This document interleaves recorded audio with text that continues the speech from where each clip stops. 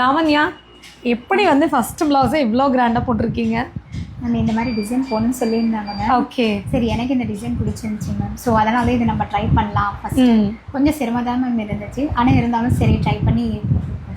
Actually ரொம்ப நெருக்கமாக இருக்குல்ல அந்த டிசைன் எல்லாம். இதில் என்னென்ன ஸ்டிச்சஸ்லாம் நீங்கள் ஆட் பண்ணியிருக்கீங்க மேம்? இதில் வந்து பார்த்தீங்கன்னா ஃபுல் அண்ட் ஃபுல் கட் பீடு, சுகர் பீடு ஒர்க் பண்ணியிருக்கோம் மேம். இந்த சமைக்கி இது எல்லாமே ஒர்க் பண்ணி தான் மேம். அந்த லீஃப், அந்த பட்டர்ஃப்ளைக்கு அந்த ஸ்டோன், இது எல்லாமே இது பண்ணுவேன். ஓகே, சூப்பராக இருக்குது. பார்க்கும்போதே ரொம்ப ஒரு கிராண்டாக தெரியுதுல்ல, ஒரு பிரைடல் ப்ளவுஸ் மாதிரி. உங்களோட அளவா? ஆமாம். எவ்வளோ நாள் இருந்துச்சு உங்களோட கிளாஸோட டியூரேஷன்? 2 மந்த்துங்க மேம். இந்த ப்ளவுஸ் போட்டதுக்கு 15 டேஸ் 15 டேஸ் ஆயிடுச்சு. ஸோ ஒரு 2 மந்த்துக்கு முன்னாடி கிளாஸ் வரும்போது இந்த மாதிரி ஒரு ப்ளவுஸ் வந்து 2 மந்த்ஸில் போட முடியும்னு நினச்சிங்களா?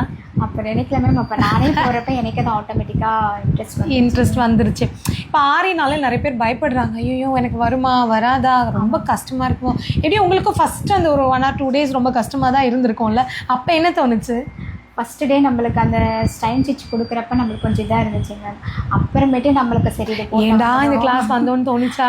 ஃபஸ்ட் டைம் அப்படி இருந்துச்சு. அதுக்கப்புறமேட்டு சரி இது நம்ம செஞ்சால் நம்மளுக்கு அது கரெக்டாக ஷூட் ஆகும் அப்படின்னு இதில் நம்ம இப்போ அந்த பேசிக் ஸ்டிச்சஸ்லாம் பார்க்கும்போது எப்படி தோணுது? அவ்வளோ கஷ்டப்பட்டு போட்டது அந்த த்ரெட் எனக்கு அது ஈஸியாக இருக்கிற மாதிரி இருக்கு. அது ப்ராக்டிஸ் பண்ணதுனால ஃப்ளோ இப்போ ஈஸியாக வந்துருச்சு.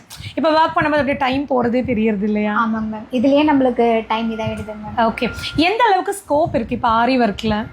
மேம் இப்போ ட்ரெண்டிங்கே நம்மளுக்கு அதுதான் மேம் போயிட்டு இருக்கு. ஸோ அதுதான் நம்மளை இதோ ஒரு பிஸ்னஸாக நம்ம பண்ணோங்கிறத ஒரு தாட் தான். ஏன் ஆரி சூஸ் பண்ணீங்க? எனக்கு இதில் என்ன இன்ட்ரெஸ்ட் இருந்துச்சு மேம். ஸோ அதனால் இது போடணுங்கிறதுக்காக இதை நான் சூஸ் பண்ணுவேன். இப்போ ஆரி வந்து முடிச்சுட்டீங்க, ஒரு பிஸ்னஸாக கொண்டு போகணும்னா எவ்வளோ இன்வெஸ்ட்மெண்ட் ஆகும்னு நினைக்கிறீங்க? சிம்பிளாக நீங்கள் வீட்டில் இருந்தே பண்ணணும் அப்படின்னா? வீட்டில் இருந்து இப்போதைக்கு கஸ்டமர் வந்து நம்ம ஃபஸ்ட் நம்மளுக்கு தெரிஞ்ச ஃப்ரெண்ட்ஸ் சர்க்கிள், நம்ம ரிலேஷன், அவங்கக்கிட்ட நம்ம ஃபஸ்ட்டு சொல்லணும் மேம். அதுக்கப்புறமேட்டு தான் மற்றது நம்ம யோசிக்கிறோம். இன்வெஸ்ட்மெண்ட்டுன்னு பெருசாக ஒன்றும் இருக்காது இல்லையா? நம்ம அவங்க கொடுக்குற அந்த நம்ம ப்ளவுஸ்க்கு போடுறோம்னா அந்த பொருள் வாங்குறதுக்கான செலவு மட்டும், அந்த அட்வான்ஸ் அமௌண்ட் வாங்குறதுலயே நம்ம பொருள் வாங்கிடலாம். ஓகே, ஸோ அது ஒரு பெரிய அட்வான்டேஜ் இல்லை? ஏன்னா எல்லாருக்கும் வந்து 1 lakh 2 lakhன்னு போட்டு பிஸ்னஸ் பண்ணுறதுங்கிறது வந்து அவ்வளோ பாசிபிள் இல்லை. ஸோ இது நம்ம வந்து ஒரு ஃபீஸ் கட்டுறோம், அதுக்கப்புறம் அந்த மெட்டீரியலுக்கான காஸ்ட் இருந்தால் போதும். ஒரு 1000 to 2000 rupeesல நம்ம ஸ்டார்ட் பண்ணிடலாம். ஸோ ரொம்ப நல்லா போட்டிருக்கீங்க. இப்போ பிஸ்னஸ் ஸ்டார்ட் பண்ணிட்டீங்களா?